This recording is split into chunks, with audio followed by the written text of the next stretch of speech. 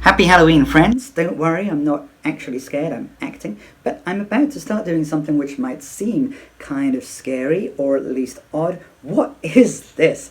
I'm using the Wim Hof breathing method with only some slight exaggeration for the purposes of your education and entertainment.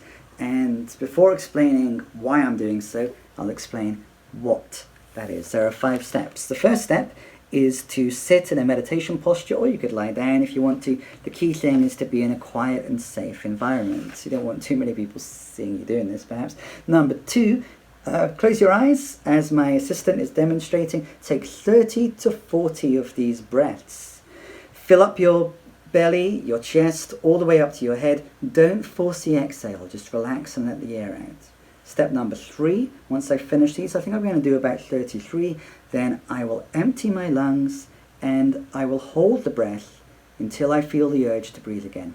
And that is called the retention phase. I would like you to attempt going into retention at the same time as me, which is now. Thank you for humouring me if you're doing so. And I'm going to explain why we're doing this. It relates to the autonomic nervous system again, which has 2 branches, remember. The sympathetic, which acts as the body's accelerator, and the parasympathetic, which serves as its brake. There is a simple way to experience these. Whenever you take a deep breath, you activate the sympathetic nervous system. The resulting burst of adrenaline speeds up your heart. Exhaling, in turn, activates the parasympathetic nervous system, slowing down the heart, enabling healing.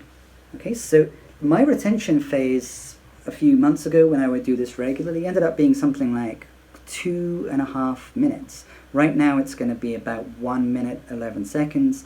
You've probably started breathing again, and the reason why is that, as Wim Hof explains, you can hold your breath for so much longer after 30 deep breaths because the deep breathing temporarily changes the ratio between carbon dioxide and oxygen in your blood.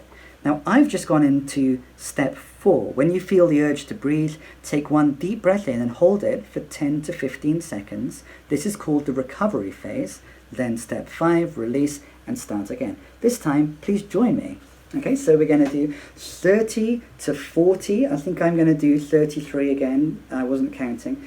Of these types of breaths. And I'm going to explain what's happening, quoting from Wim Hof. Okay, so at this stage, when we're doing our 30 to 40 breaths, we are igniting the body into an alert state, awakening the nervous system and preparing the body for performance. Okay, so we're energizing ourselves. It's about filling the body and letting it go like a wave. A wave comes up on the beach, on the shore, and then it recedes. Let the mind go.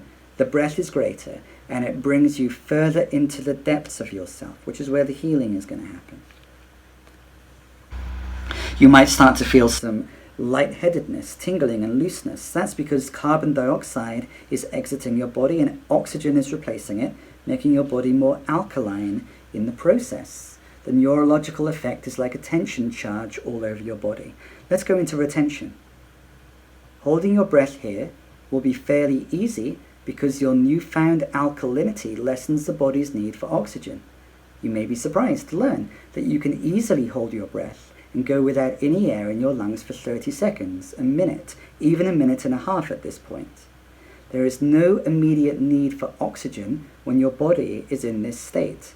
So the primitive brain reacts by activating the adrenal axis and resetting the body to a physiological state in which we have a neurological control and connection with everything inside. We're regulating the nervous system. You might feel an urge to breathe again now. If so, please do. You are now consciously, as you do that, tapping into the endocrine system and igniting the nervous system, releasing hormones and unblocking energy. Okay, so my assistant is likely to go into that recovery breath stage in just 1 moment. He's trying his hardest. He can't get back to his 2.5 minutes for some time. So what Wim Hof thinks is happening here is we're influencing the pineal gland. Whether or not you agree, we're certainly accessing the emotions that are stored in our bodies. Perhaps DMT is being released into the bloodstream. If you do this enough, yes, that is what's happening. It is at this moment that anxiety and the pain of trauma fall away from your consciousness because you have freed yourself from it by consciously manipulating the biochemistry and electricity in your brain. Pretty weird, worth returning to. Join me, be weird. It's Halloween. Thanks for joining.